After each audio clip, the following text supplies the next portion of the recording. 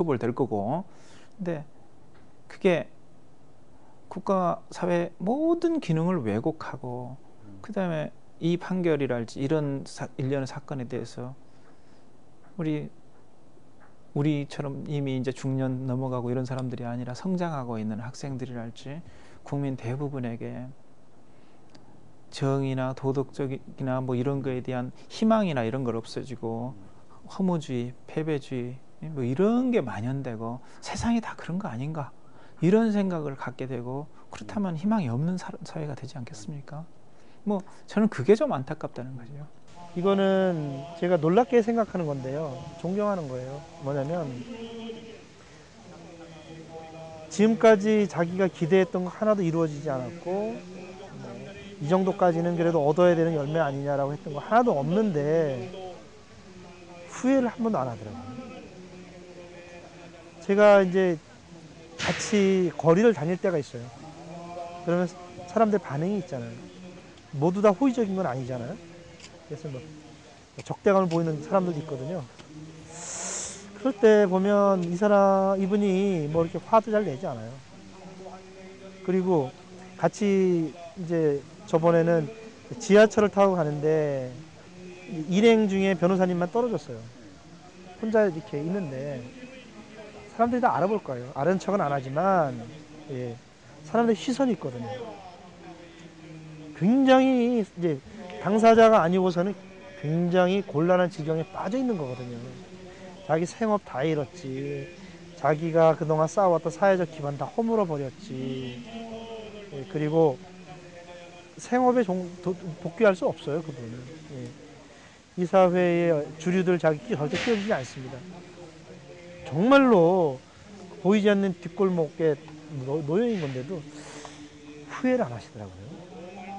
그런 빛을 조금 더 내색하지 않아요. 그거는 정말 제가 놀랍게 생각하고 한편으로는 고맙게 생각을 하고.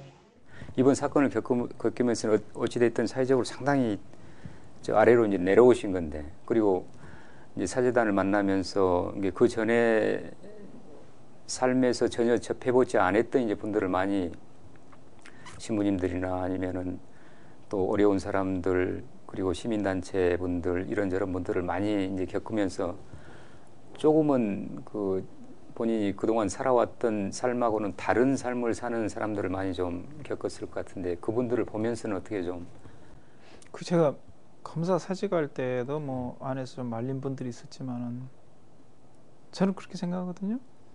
이 나라 4천만 이상의 국민 중에 검사 1,000여 명 빼고는 검사 아니에요. 네. 저도 원래는 검사 아니었고요. 그다음에 제가 뭐 사회적 계층 말씀하신 것 같은데 제가 원위치 된 거죠. 원래 위치가 저기가 거기였죠. 우연히 제가 뭐 특수부 검사도 하고 삼성의 뭐 핵심 임원 역할도 자리를. 근데 그 역할이라는 게 사실 공무원이랄지라도 옷 벗는다는 표현을 쓰잖아요. 옷 입고 있는 거 벗고 있는 거 그런 차이죠. 근데 그 옷도 원래는 자기 옷 아니잖아요. 잠시 빌려서 입은 옷이니까. 이게 잠시 입고 있던 옷을 벗고 원래 자리로 돌아왔다 이제 이렇게 표현을 하셨는데 잠시 검사복 그리고 삼성에서 이제 법무팀장이라는 그런 옷을 입고 있을 때는 어떻게 지내셨어요, 좀? 검사 때 꽤나 뻐기기도 했고 상당히 많은 권한을 가진 것처럼 생각도 했고 또 우리나라에서 가장 부자 기업에 근무하면서는 사람들한테 좀 말하기 뭐하긴데 부하 임원이 친상당했을 때 제트 전용기를 띄워서 문상 가기도 하고 또 필요하면 돈은 마음대로 써도 되는 분위기였고 그래서 어느 한 부분은 의식이 마비돼 있었죠. 그러니까 IMF 관리 체제 들어가고 뭐 많은 사람들이 직장을 떠날 때 수만 명을 정리하고 나서 급여를 대폭 올려서 남은 사람들끼리 잔치를 하기도 하고 저도 뭐 사치를 하기도 하고 나쁜 짓 많이 했죠 사실. 그 다음에 제가 지금 처음부터 말씀드렸습니다만은 에버랜드 사건 같은 경우 96년도는 제가 회사에도 있지 않았지만은 그 후에 그 똑똑한 변호사들 동원해서 수사에 대응하고 또 없는 서류, 필요한 서류 만들어 놓고 뭐 이런 걸 지시를 했으니까요. 그러니까 제가 사실 좀 부끄러운 게 흙탕물에서 같이 목욕하다가 먼저 빠져나와가지고 그물 더러운 데서 목욕하고 있다고 비난을 한 것 같아서, 그래서 제가 개인들에 대해서 말하기가 참 어렵다는 거죠. 제가 인격, 인품, 성격 뭐 그걸 갖고 비난한다면, 특히 특검에서 뭐 저 인품이나 인격이나 이런 걸 갖고 비난을 했던데, 그거에 대해서 제가 반박할 말이 없어요. 제가 문제 많다는 걸 이제 아니까요. 일부에서는 실제 삼성이 뭐 김 변호사님도 양심선을 통해서 삼성이 제대로 가기를 이제 바라시고 그랬을 건데, 삼성은 앞으로 어떻게 좀 가는 게 좋을 것 같아요. 근데 저는 삼성이 어떻게 표현해야 한다 그런 말을 하고 싶지가 않아요. 왜냐하면 자체적으로 해결할 능력이 없는 조직입니다. 기업 조직은 완벽한 독재 조직입니다.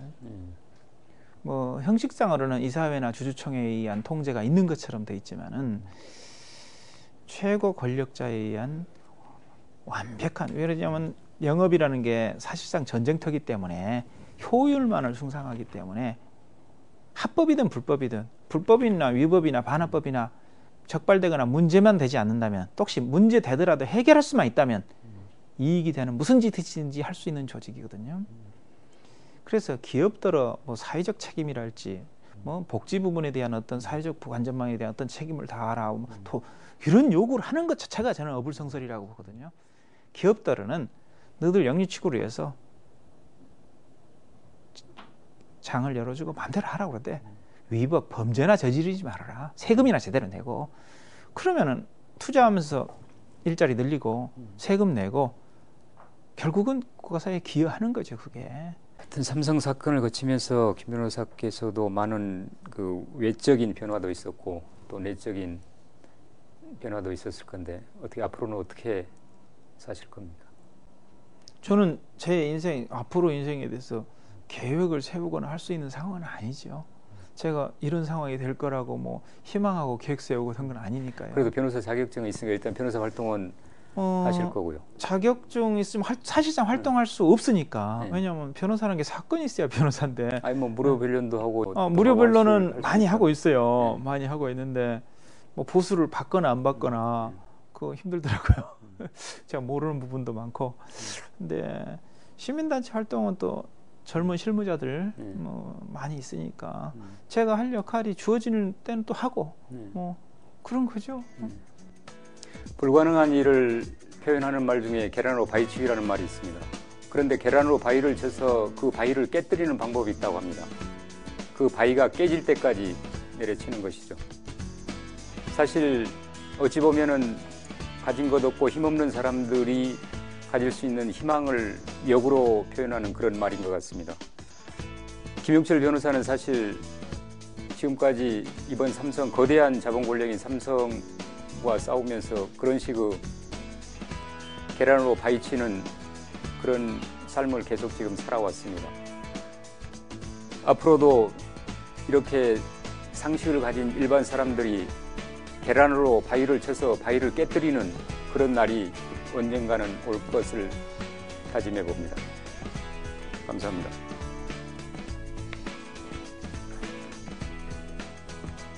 뭐 예컨대 스웨덴 같은 경우에는 뭐 삼성그룹보다도 더 큰 비중을 차지하고 있는 발렌베리 가문이 이제 스웨덴 전체 사회에서 뭐 존경과 신뢰를 받으면서 5대째 경영권을 승계하고 있는 사례도 있는 만큼 뭐 저 개인적으로는 이재용 씨가 3세 총수가 된다는 것 자체를 반대하거나 막을 이유는 없다라고 생각을 합니다.